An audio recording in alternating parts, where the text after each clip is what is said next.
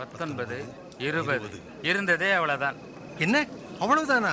ஐஸ்வர்யவான்களாகிய உங்களுக்கு ஐயோ, உங்கள் ஆறுதலை நீங்கள் அடைந்து தீர்ந்தீர்கள்.